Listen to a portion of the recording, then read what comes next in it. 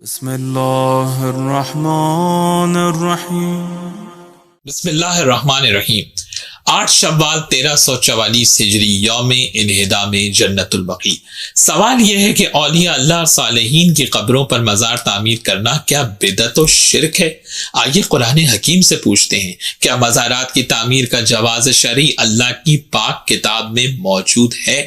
سورہ مبارکہ کہف میں پروردگار عالم نے ان موحد اور دیندار نوجوانوں کی مکمل داستان بیان کی ہے جنہوں نے معاشرے کی گمراہی سے تنگ آ کر ایک غار میں جا کے پناہ لے لی تھی۔ انہوں نے اللہ سے موت طلب کی، اللہ نے ان نیک خدا پرست بندوں کی سن لی اور انہیں اسی غار میں ابدی نیند سلا دیا۔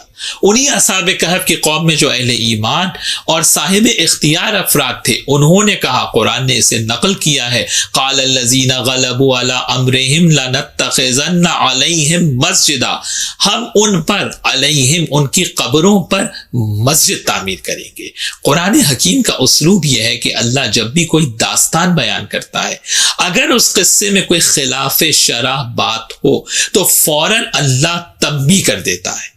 اب یہاں پر میرا سوال ہے اپنے سلفی مسلک کے بھائیوں سے کہ اگر قبر کی یادگار تعمیر کرنا، قبر پر عمارت تعمیر کرنا شرک ہوتا تو اللہ فوراً آگاہ کر دیتا، اللہ فوراً یہاں تنبیہ کر دیتا کہ مثلا انہوں نے قبور پر مسجد بنانے کی بات کر کے شرک اور بت پرستی کی بات کی، اللہ نے انہیں اس غار میں ابدی نیند سلا دیا تھا اصحاب کہف کو، اور ظاہر ہے کہ وہی غار ان کی قبر قرار پایا۔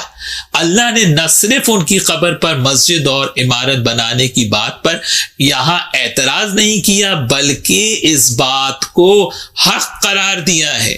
سورہ کہف کی 13ویں آیت مبارکہ میں اس داستان کا آغاز اللہ نے یہاں سے کیا کہ نحن نقص علیک نبأہم بالحق، یہ اللہ کی طرف سے حق ہے جو ہم تمہارے لیے بیان کر رہے ہیں، یعنی صالحین کی قبر پر مزار تعمیر کرنا آپ کہہ رہے ہیں شرک ہے، قرآن میں اللہ کہہ رہا ہے کہ یہ حق ہے۔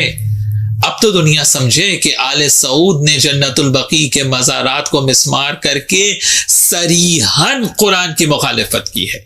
یہاں پر میرے 3 طالب علمانہ سوالات ہیں۔ سورہ کہف کی 21ویں آیت میں قبور پر عمارت بنانے کا جواز موجود ہے، تو کیا کوئی ایسا حکم یا آیت آئی ہے جس سے یہ آیت منسوخ ہو گئی ہو؟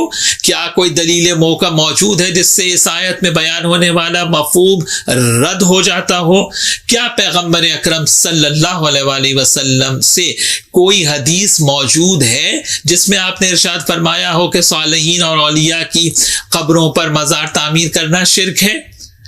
اور یہ بھی میں عرض کر دوں کہ دلیل ہمیں نہیں دینا ہے، دلیل تو انہیں دینا ہے جو مزارات کی تعمیر پر بدعت و شرک کے فتوے لگاتے ہیں۔ یہ بات بھی واضح رہے کہ جو اصحاب کہف کی قبور پر عمارت بنانے کی بات کر رہے تھے اور قرآن نے اسے نقل کیا ہے، وہ کوئی گمراہ یا بے دین لوگ نہیں تھے، بلکہ اصحاب کہف ہی کی طرح موحد، خدا پرست اور دیندار لوگ تھے۔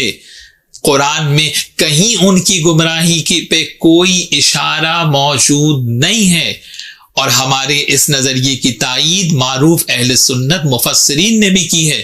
زمخشری کی تفسیر کشاف دیکھیے، ابن جریر طبری کی تفسیر طبری، ابن جوزی نے زاد المسیر میں لکھا ہے، شوکانی نے لکھا ہے، فخر الدین رازی نے تفسیر کبیر میں لکھا ہے کہ اس قوم کے مومنین اور دیندار لوگوں نے کہا کہ ہم اصحاب کہف کی قبروں پر مسجد بنا کر اللہ کی عبادت کریں گے، کیونکہ اصحاب کہف نے توحید کا پرچم بلند کیا تھا۔ تو اللہ نے قرآن حکیم میں بتایا کہ یاد رکھو، جو توحید کی خاطر جان دے ان کی قبر کو اللہ اپنی عبادت کے لیے مسجد بنا دیتا ہے۔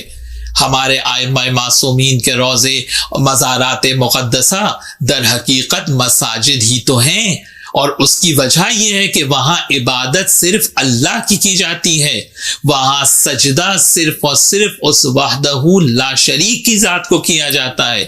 اسی لیے قرآن حکیم نے سورہ کہف کے اندر لفظ مسجد کو استعمال کیا ہے، کیونکہ مسجد کہتے ہی اسی مقام کو ہیں جہاں اللہ کی عبادت اور اللہ سبحانہ و تعالیٰ کو سجدہ کیا جائے۔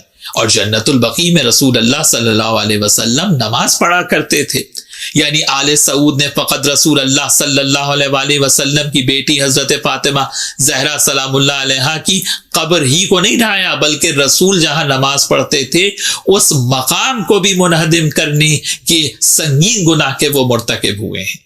اور یاد رکھیے جو آل سعود کے اس عمل سے راضی ہے وہ در حقیقت قرآن کا مخالف ہے۔